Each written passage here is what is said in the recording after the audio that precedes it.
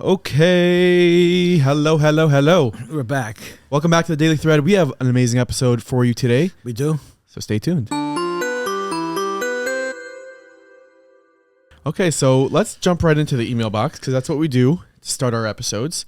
And we do have a few emails. And we got an email, and I'll start reading it. Hi, I love your podcast. I just had a question for Larry Gordon, my father, on something he said yesterday, comparing the state of Israel to people who are in Hatzalah regarding Chil Shabbos.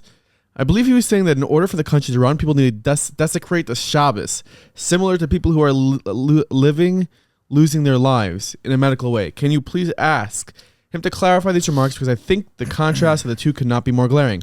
The leadership of the state was founded on anti-Orthodox ideals in a very strong way. The people working for Hatzalah, literally saving people's lives, are the most devoted to Orthodox ideals.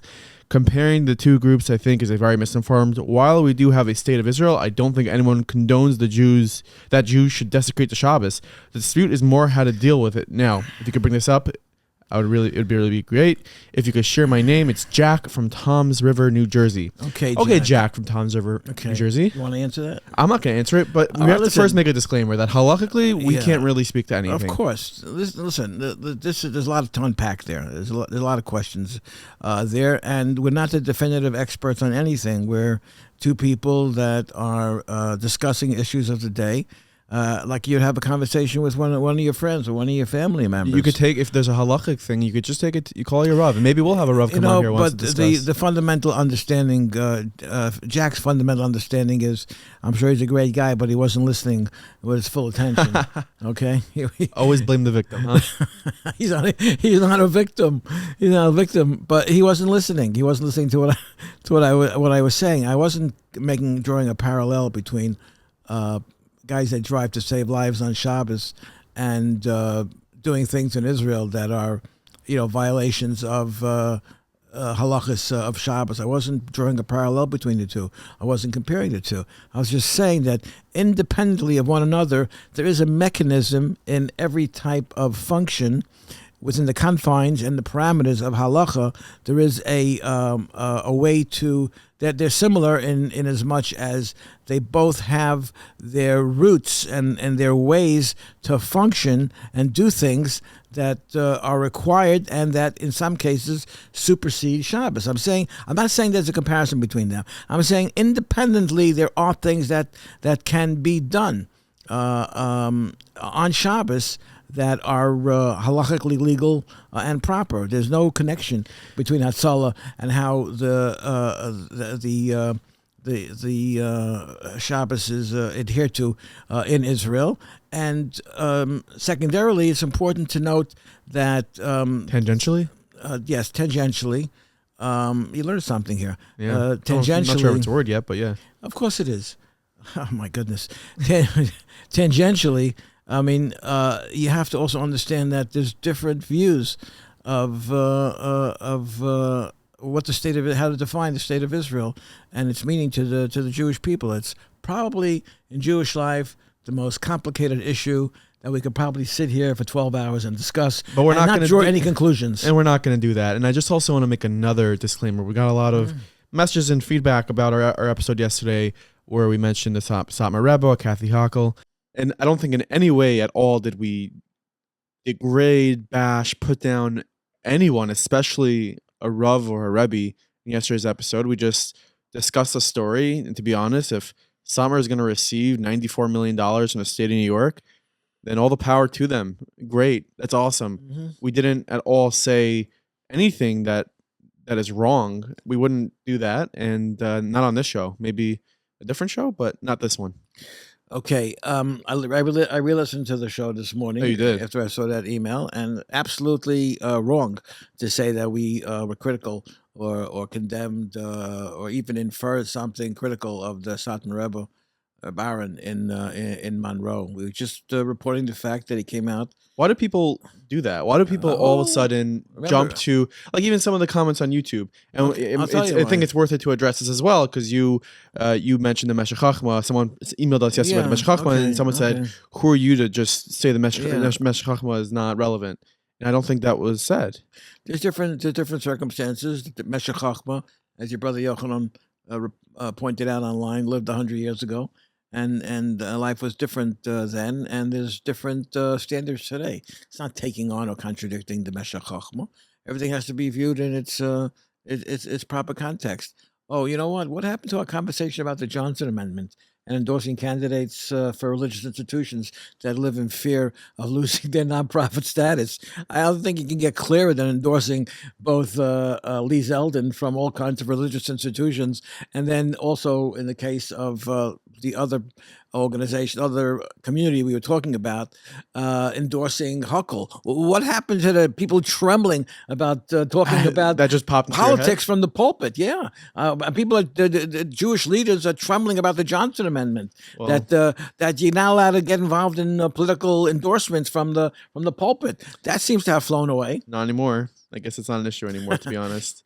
Well, what anyways, we're not going to spend the episode talking anymore about Kyrie Irving, but just want to give a quick update on that. Yeah. Charles Barkley and the cat and the crew at TNT made a very great point. They pretty much said, you know what, Adam Silver, you're a Jew. If someone insulted my religion, if someone made a slur about any other race, religion, they would be suspended. There's no reason why he's not suspended. I think he should have been suspended. I think Adam should have suspended him. First of all, Adam's Jewish. You can't take my $40 million and insult my religion. If you're going to insult me, you have the right, but I have the right to say, no, you're not going to take my $40 million and insult my religion. I think the NBA, they made a mistake. We have suspended people and fined people who have made homophobic slurs, and that was the right thing to do. I think if you insult the black community, you should be suspended or fined heavily. I believe that the ADL is working with the Right. Brooklyn Nets to sort of rectify the situation, maybe educate Mr. Irving on his lackings. Did you see the clip I sent you about Amari Stoudemire yesterday? Um, He was on one of the sports shows. They asked him to comment on it. They said, Amari, you're a black man. You're also an Orthodox Jew. What do you think about it?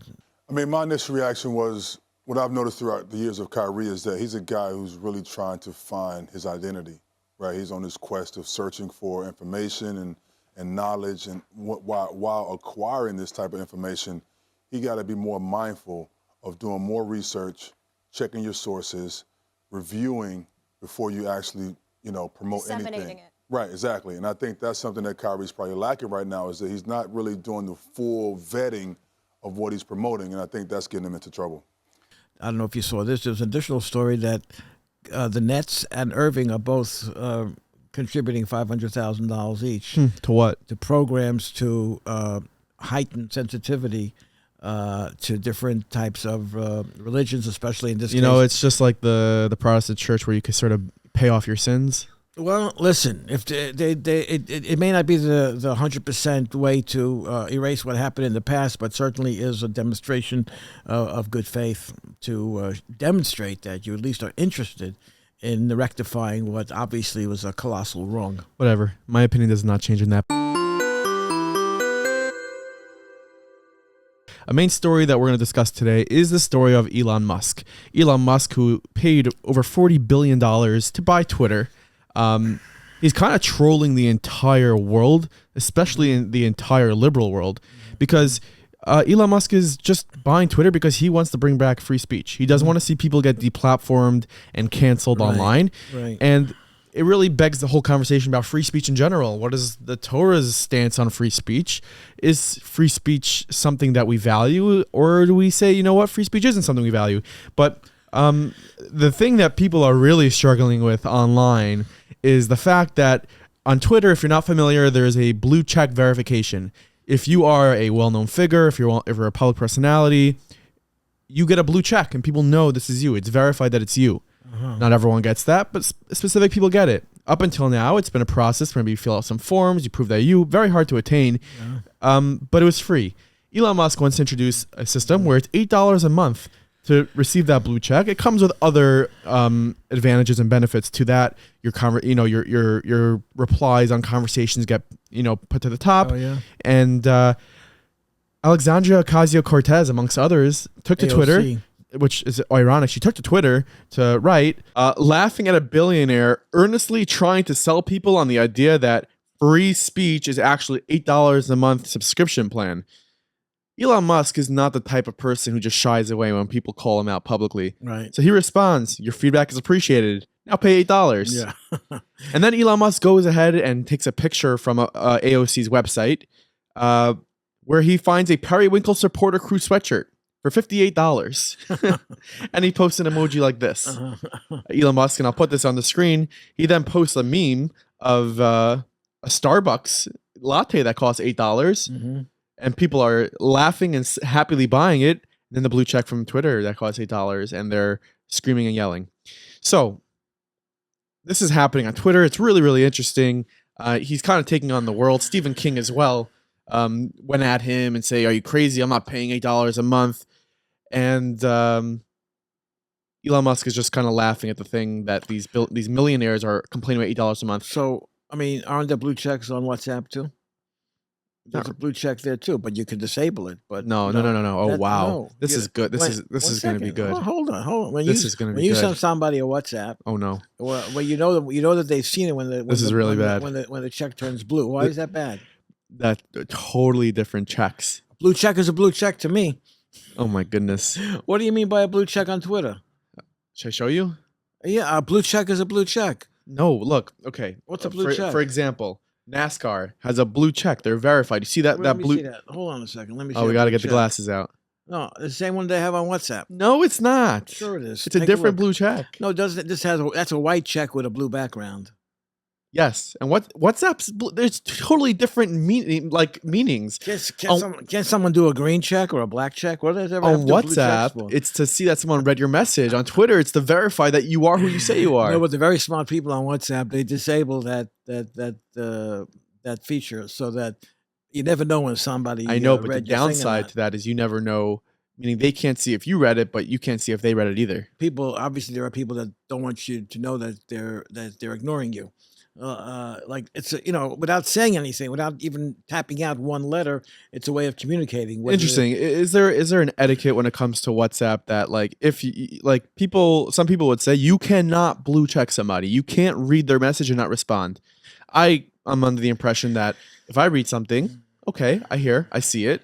I'll respond when I'm able to respond. I don't need to, just because you have more access to reach me does not mean I have to drop everything and respond right away. Nachi, but not responding is a form of communicating a message. I don't think so. Not on WhatsApp. Someone asks you something. Not on WhatsApp. If I write to you, which I often do, how you doing today, and you don't answer me for 4 hours, it's not exactly, or I have another relative, my brother, my younger brother, who I could write to him on Thursday, how you doing? And he can answer me the following Tuesday, and he'll write back to me, okay.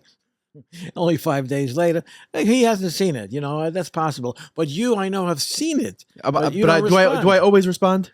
Not 100%. Not always. No, but I know you've seen it. How? Because of blue check.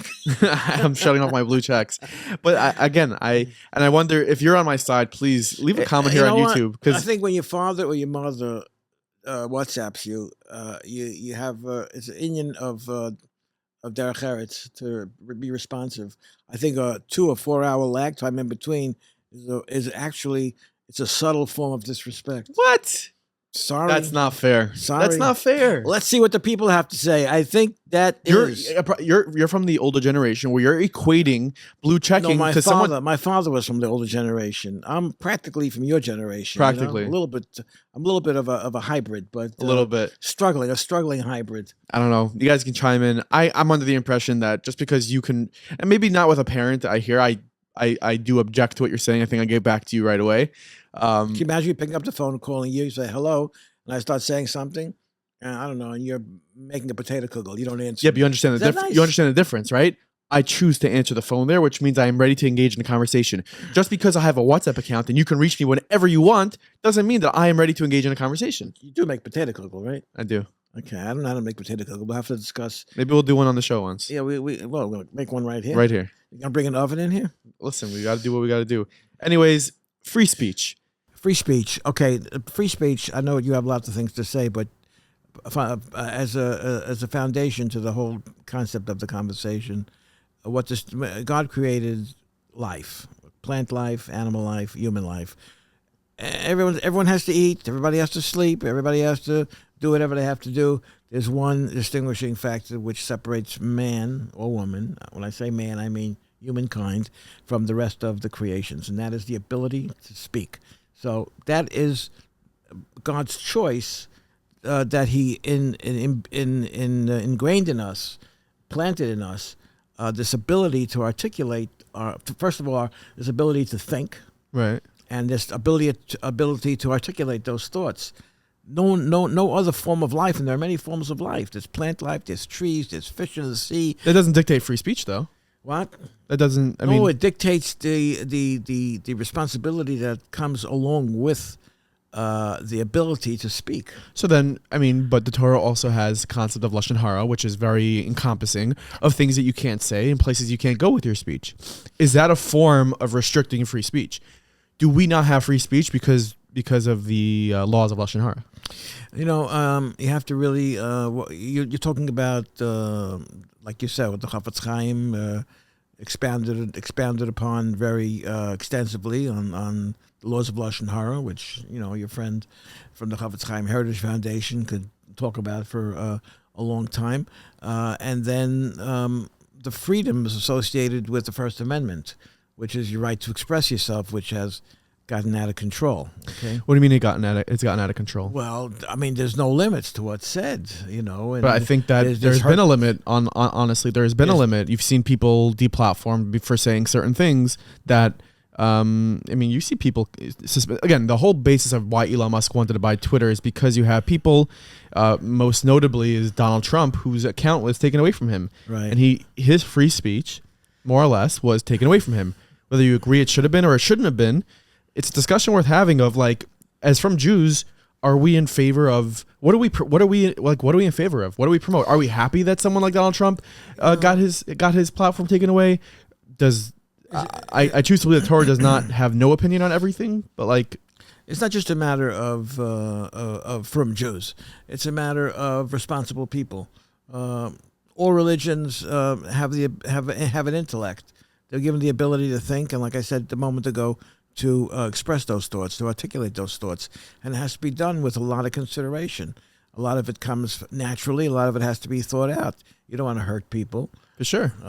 You don't want to say things that damage people or are wrong or lie or mislead people. And we see that all around us. That's just an ethical, human thing that we'd like to adhere to. Then there's the matter of halachic implications of speech and how it hurts people. It says somewhere that when people speak lashon hara, it hurts three people. What?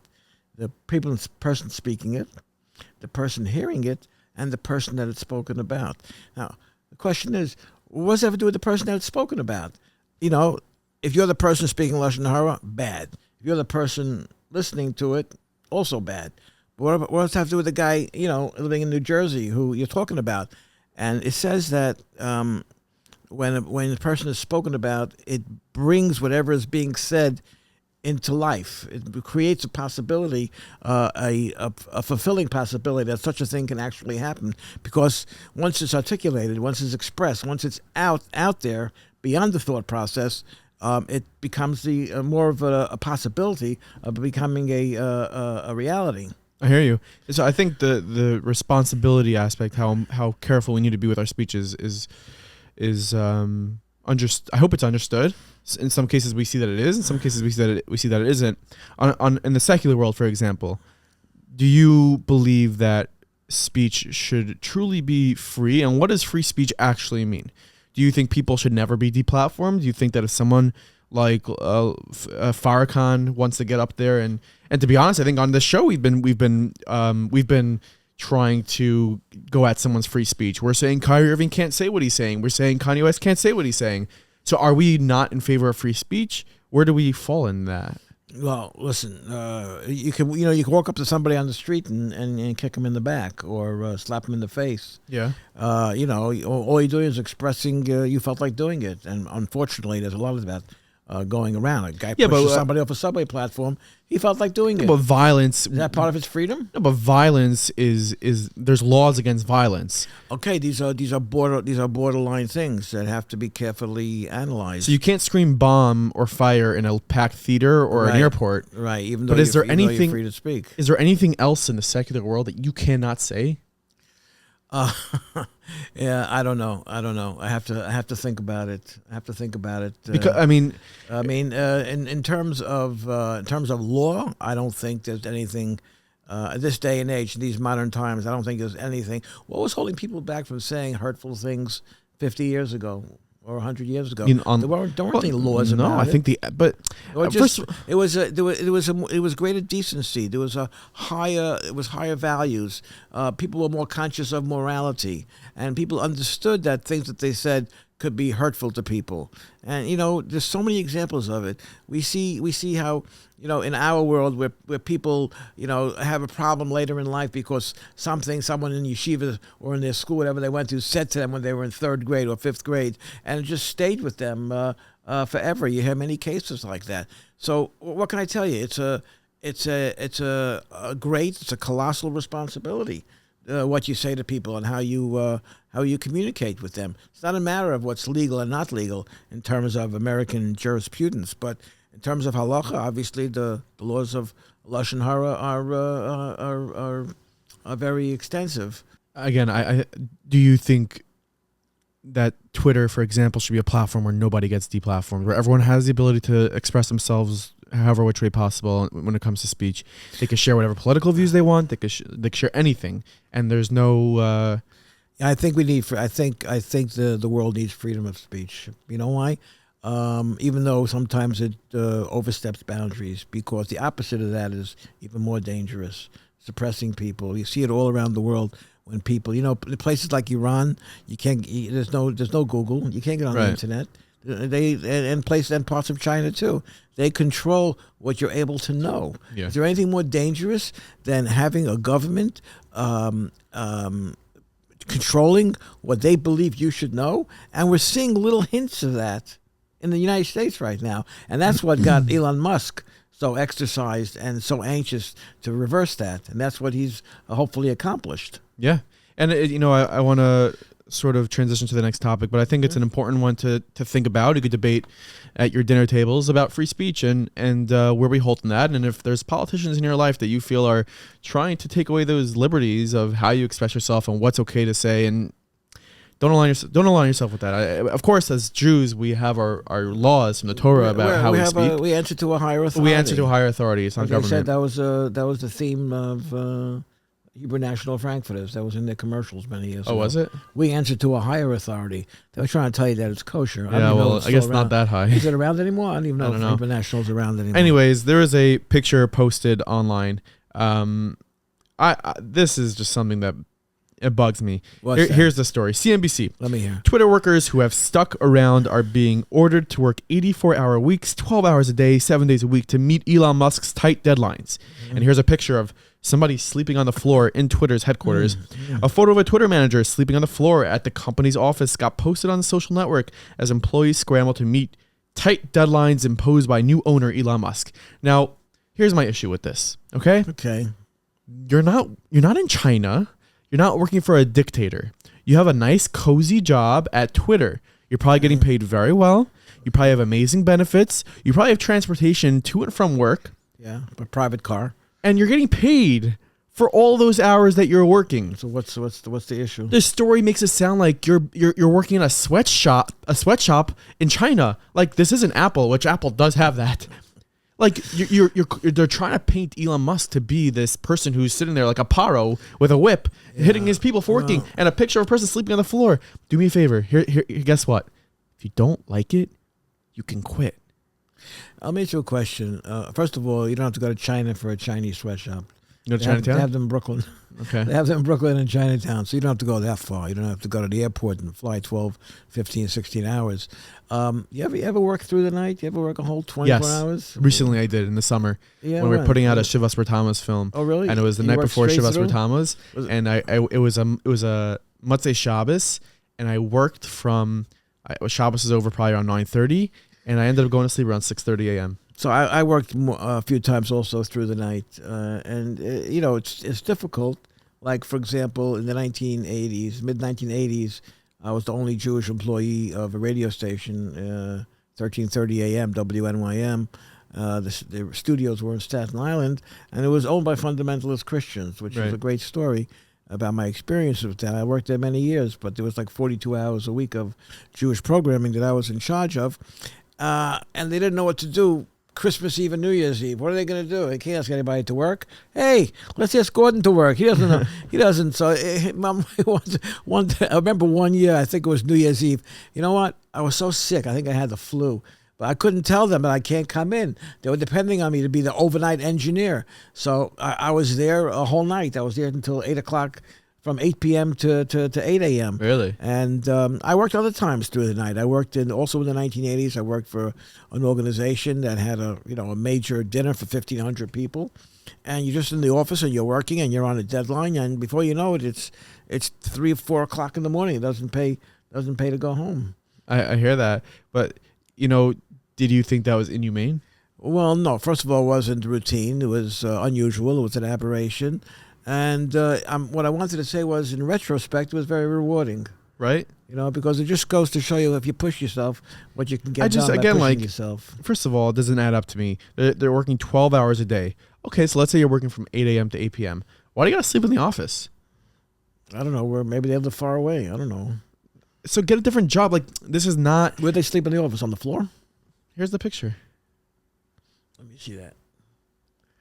It looks comfortable. It does. Looks very cozy. Yeah, he was prepared. He brought a sleeping bag. I think it's a she, but it's an eye mask. Apparently, and a sleeping bag. He or she knew they were going to be there. They got a mask. They got a what's that thing? A thing to cover their eyes. An eye mask. Called an eye mask. Not so complex. It's not a blindfold. Well, if you're being kidnapped, it's a blindfold. If you're going to sleep, it's an eye mask. I never heard of an eye mask. I heard of a blindfold. That's if you're being kidnapped, I think. I don't think so. You know what? Media, CNBC, relax. They're not being held against their will. They don't need to work at Twitter. They can very easily walk out the door and quit.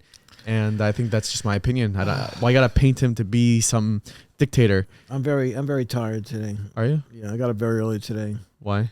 Well, the paper was published last night. Okay. And I got a text at 4 a.m. from my main delivery guy saying that, I don't think it's gonna be ready on time. Why? So I don't know, but you know what? But it was ready a little bit late. It was ready by 5:30 instead of 4 a.m. Tangentially, it was a big paper. And they just went slower. That's all.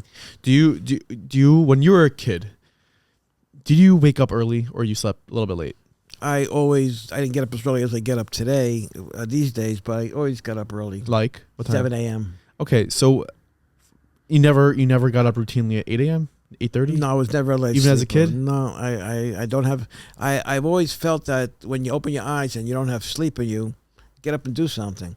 I mean, I know people my age that could sleep till 12 noon. Really? 1 p.m. I felt like... I don't get it. I feel like everyone your age is up at 5 a.m.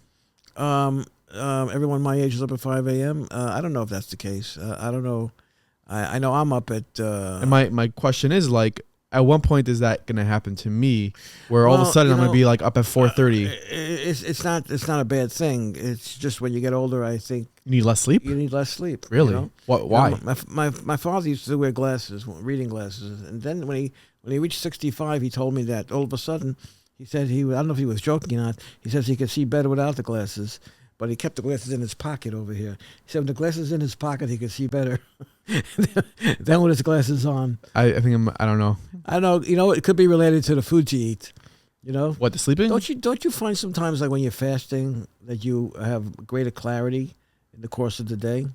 Sometimes on Tisha B'Av or Shivas B'Tammuz, not so much Yom Kippur because you're busy with other things, but Tainus Esther. Sometimes when I'm reading something, the words look bigger. When you don't pollute your mind with all kinds of chemicals that you ingest from coffee and tea and whatever else you're eating and drinking, sometimes things are clearer and more understandable. How to begin on that subject? I don't know, but I don't know if I agree. I think like people who fast, they're a little more dazed and like groggy. No, but yeah, and maybe a part of the day, but then you cross a certain boundary, and when your body realizes that it's not getting any nutrition, Possible. it kind of kicks in and functions even better sometimes. Interesting. New York Post headline: Vladimir Putin is battling cancer and Parkinson's disease. Leaked in emails claim report. I heard that a while ago. Is that true? I don't know. This is on New York Post, November 2nd, 10:24 a.m. You know, we should reach out to the chief rabbi of Russia, Beryl Lazar. We have connections. I mean, to him. it would make sense. He's been exhibiting some interesting you know, behaviors. what's he? He's 70 years old. About I don't know how old he 71 years is. old. He's not that old. I don't think the age has to. Well, if he's ill, that could explain his. In part, that could explain his going to war with the Ukraine. You think so? He believes that the Russian Empire has to be what it once was before communism fell back in the end of the 1980s.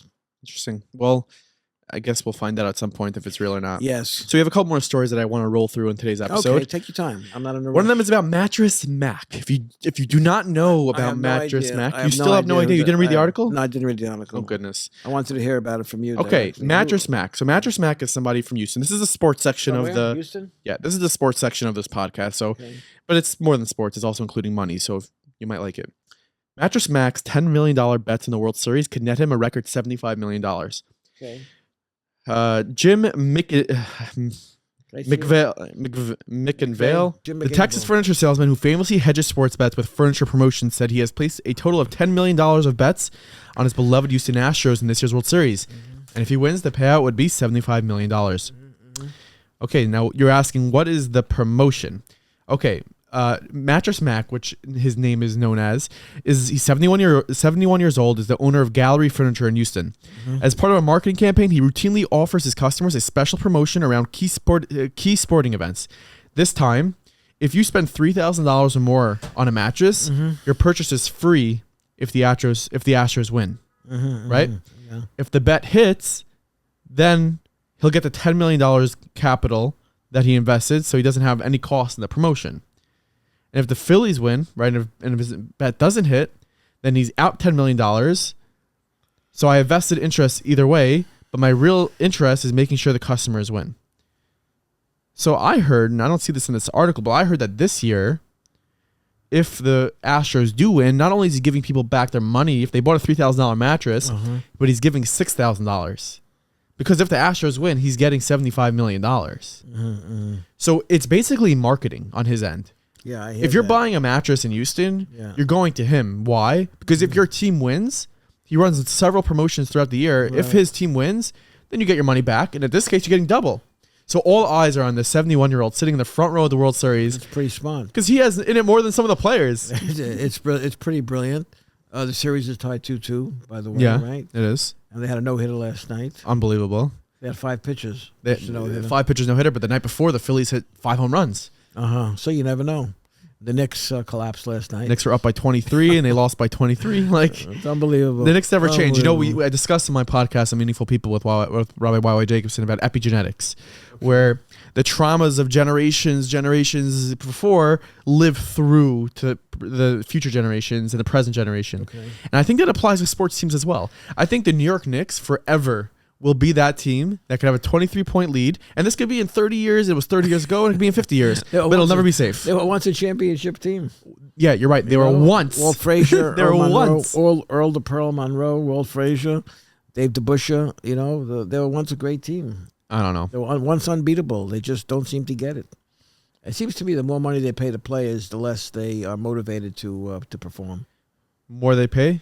Looks like that. Interesting. It's an interesting. It's a really No. interesting psychology.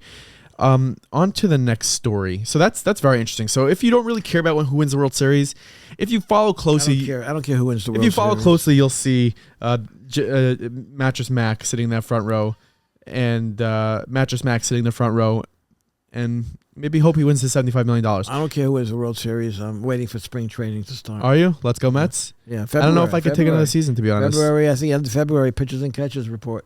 Crazy. What you have now, which it never really happens, is you have the other night you go watch a basketball, hockey, baseball, and football game. So Right. I think there was, because the MLB season got started late. Right.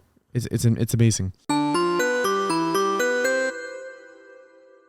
Yesterday was the day that the Parkland victims offered their impact statements. Nicholas Cruz, the deranged murderer, Right. sat there as 17 families got up there and read their impact statements, and here's a clip of some of them.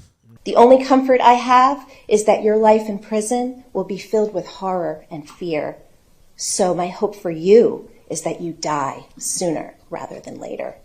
I have no forgiveness in my heart for you. You are a monster with no remorse, and every breath you take is a breath wasted. We hope that you, the monster who did this to our son, endure a painful existence in your remaining days. Whatever pain you experience in prison, unfortunately, will be a fraction of what Ben endured. Obviously these parents are extremely emotional, and this is their opportunity to get out that grief in some way. It's worth noting that a few of those parents happen to be Jewish. It's very sad. It's very sad. It's a nice upscale area, Parkland. It's right near Fort Lauderdale, I think. These things that happen in these communities really destroy these communities. Even the people, there's nobody that lives in Parkland that wasn't affected by this. There's no one who lived in Uvalde that's not affected by this. There's no one that lives in Columbine. Sandy Hook, Columbine. These places never recover. It's forever, and it's such a sad, disgusting thing. It's a communal trauma. There's no question about it, and there's nothing to be said. There's nothing to be said. It's sad. You see him sitting there. The guy has to be sociopathic to be able to just sit there unemotional. What could he do? Even his attorneys were crying. What should he do? Plead for forgiveness?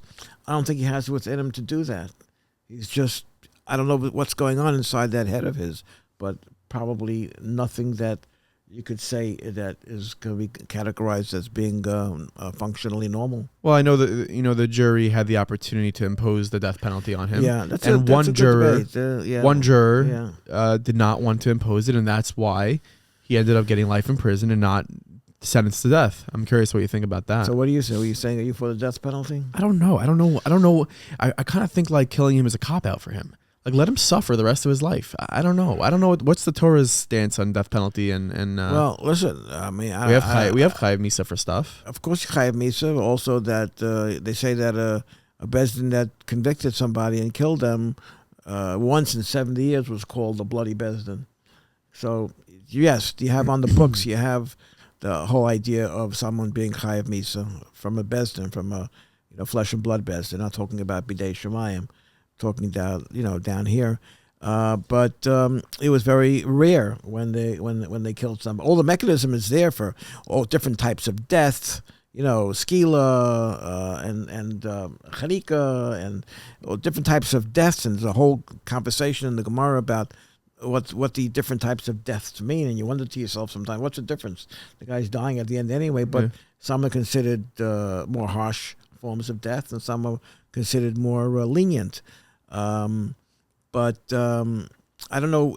So the death penalty definitely is there very clearly in the Torah. But the flip side of that is if it's ordained from above, from heaven, for someone to die, that's going to happen in any combination of ways. But in terms of man affecting the death of another man based on what he did, it's on the books. But it's also rare. I think that for the families, I understand why they want the death penalty. It's hard to bear the fact that this person gets to live while their kid was hunted down. There's another important aspect of that, and that is, if this guy would suffer, if this guy would be, I don't know, get the lethal injection, let's say, they've been trying for decades to figure out what's a humane way to kill somebody that deserves death. Okay?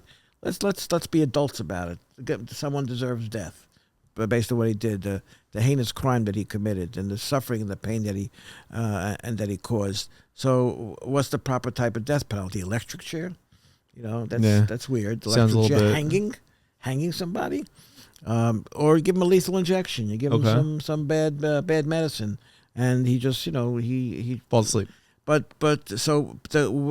that effective in communicating a message to other people that might think about doing something like this? You know what? Or I is don't there think so. Is there somebody out there that says, you know what, I have this crazy impulse to want to shoot up a school, and I know nothing's going to happen to me. I'm going to get arrested. I'm going to be sent to a jail, and I'm going to have a place to sleep and 3 meals a day for the next 50 years. Or is the guy going to be less inclined to do it because he knows he's going to go before a firing squad, or he's going to be hung, or he's going to get the electric chair, or I lethal honestly, injection? I think, tough. I think neither, because most of the people who do this are psychopaths, and they know good and well that the end result of what they're about to do could end in their death, whether by police officers barging in or them getting a death penalty. And I don't think they care. I think most of them have a death wish. I think they're fine. You see in the Columbine situation, they took their own lives at the end of their shooting. I don't think that either way. These people just need to be. These people need to be identified early on somehow, and just kept at bay. I don't think we could put ourselves into a position to be able to understand that. No. That's a place that's very, very difficult to go. It's pure depravity, I think. Yeah. Well, that's our show for today. Hope you enjoyed. Okay, great. Please go ahead and leave a rating, a review. This is the Daily Thread. I'm Nachi Gordon. Larry Gordon here, his father. Yes, my father. And we will be back at you with an episode on Monday. If we're able to secure something, maybe we'll do like a Sunday special or put out maybe an interview. But we'll see. If we have time. We'll see. We'll come back at you with some more episodes. But make sure to subscribe, leave a rating, leave a review, and have a great day.